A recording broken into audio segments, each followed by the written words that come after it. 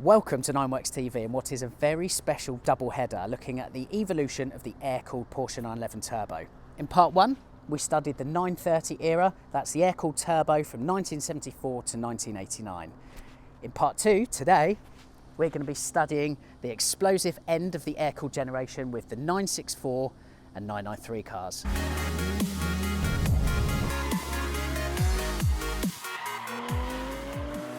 After taking you through the turbos of the 70s and 80s in part one, for this instalment it's all about the 1990s, which is why we're taking out both the 964 Turbo 3.6 and 993 Turbo X50 together for today's video. It's worth pointing out before we get into the nitty-gritty of the 964 that the 930 generation, all 15 years of it, they are referred to as the Turbo 1 era. By the turn of the 964 generation, so that includes the 3.3 and the 3.6, they are what's known as Turbo 2s, okay? So really important to distinguish that. Really though, on reflection, the Turbo 2 era got off to a little bit of a damp squib. Unbelievably, although the 964, generally speaking, was claimed to be 80% new over the outgoing G-Series cars from the year before.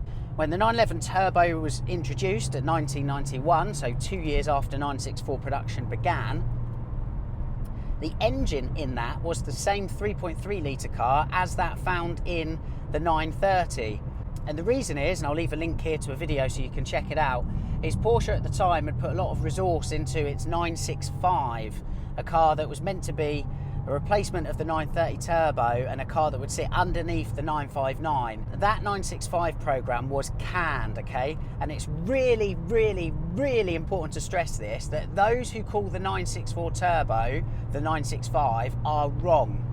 Wrong. I know there's 965 part numbers all over this car, but 965 is a totally different car. It was a stillborn project, it was canned.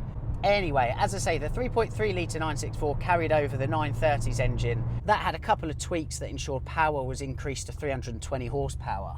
Then there was a special edition that came along, the 964 Turbo S Lightweight. Very, very cool car. Extremely limited numbered production run, 381 horsepower. This was the first turbocharged lightweight Porsche had ever done, and really wouldn't be replicated in concept until the 997 GT2 RS.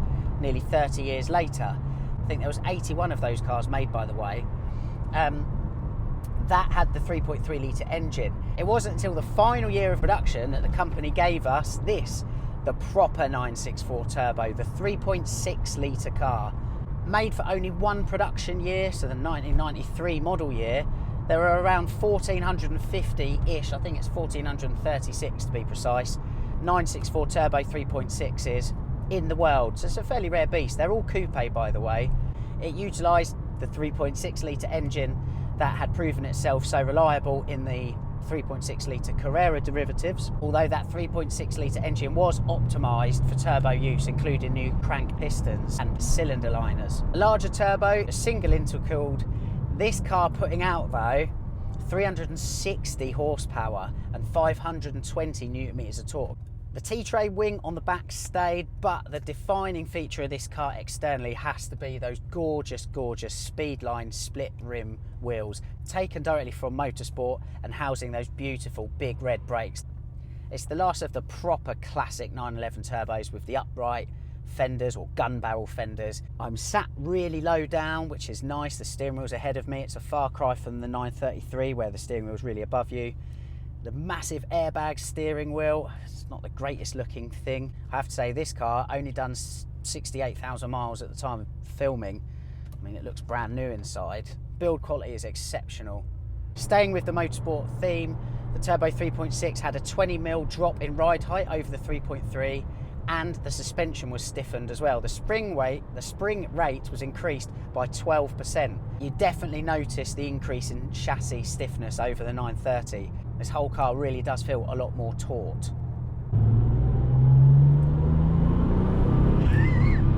It sounds great as well, this thing, by the way, and it's still got a lot of lag. You put your foot down, it thinks about it for a bit, and then it catapults you up the road with some gusto. Still a 5-speed gearbox as well, by the way. Kind of feels a bit like the 930. It's a fairly long throw through the gate, snicks in quite easily. On paper, it all culminates into the most phenomenal machine, and it really was. It performs as great as it looks. However, it's not my favourite air-cooled turbo.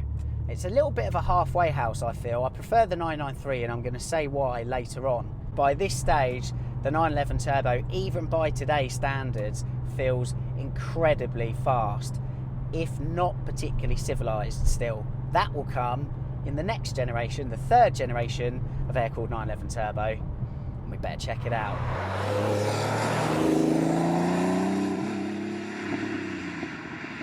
So here we are then, the final chapter of the air-cooled 911 turbo dynasty.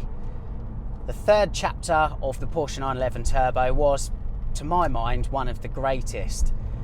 There really are quite a lot of differences between the 964 and 993 turbo.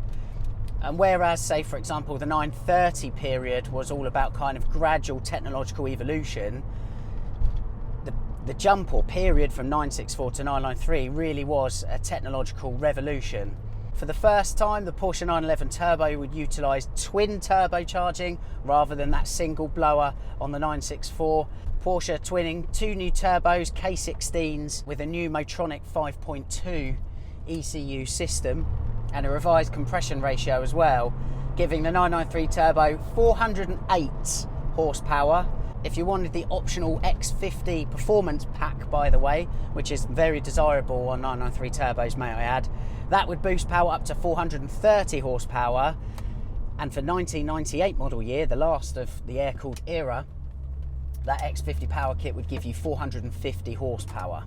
That 408 horsepower and a top speed of 180 mile an hour and a 0 to 60 time of comfortably under 5 seconds means that this car, which is, well, over 25 years old now, approaching 3 decades old, will embarrass modern cars of today.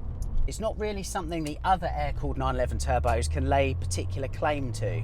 And the reason the 993 turbo is capable of doing this is not only is it twin turbocharged for the first time, putting out 408 horsepower, but it's also variable four-wheel drive. So it's very good at putting that power down. It's still predominantly rear-wheel drive in the greatest tradition of 911s. Up to 20% of that power goes to the front wheels, which, as I say, just aids traction and aids the 993 turbo's ability to put its considerable power down on the ground.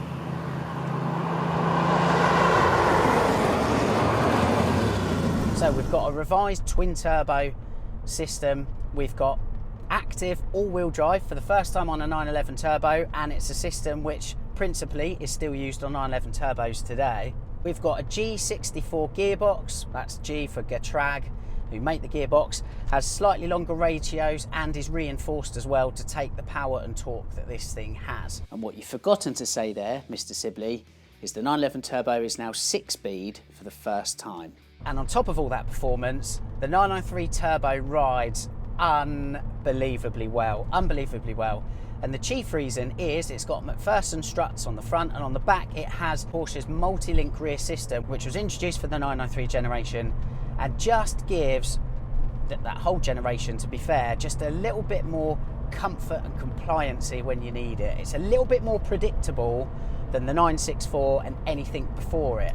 What that means for the all-wheel drive 993 turbo is it's a really, really lovely, polished ride. Very capable of putting that power down when you need it, but otherwise it really does help make this car just the consummate Grand Tourer. So, what does all of this mean? This was perhaps the turning point for the 911 turbo era that just made it generally just more compatible with everyday driving, grand touring driving. And I mean, the 911 turbo to this day is the ultimate indomitable machine. It will do absolutely everything for you. And that whole mantra starts right here with the 993 turbo. The last of the air-cooled 911 turbo era really did set the blueprint for the modern day 911 turbo. I actually feel like you could daily drive this car today. Sheer testament to its build quality, to its tractability on the road, and its ability to put a whacking great smile on your face when the mood calls. Whoosh. There is lag, of course, but nothing like the single turbocharged 911 turbos. The shift as well is great. I feel like you can really snatch at that if you need. Whereas in the prior 911 turbos from the air-cooled era, you really had to be a lot more kind of considerate, and you had to really consider how and when you shifted. With the 993, it just slicks into the gate each and every time. The 322mm brakes, brilliant. I mentioned before the brakes on the 930, the first 911 turbo, were a bit like squidging a tennis ball with your foot. Whereas this, there's a real firm, solid grip to them. It's confidence expiring. Those big red brake calipers biting the pads onto the disc with genuine force and alacrity.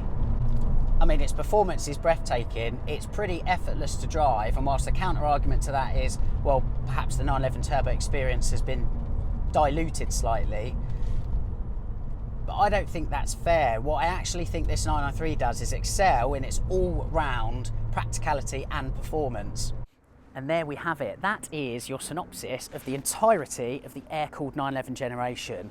From the beginning, the 930, 3 litre of 1974, right the way up to what was really the end of the air-cooled era at the start of the new millennium with the 993 turbo. It might be the lightweight racing Rennsport air-cooled 911s that steal the majority of the headlines, but there's no getting away from the fact that the 911 turbo is the ultimate technological tour de force and possibly the pinnacle of engineering at the company, melding high performance with everyday usability and luxury.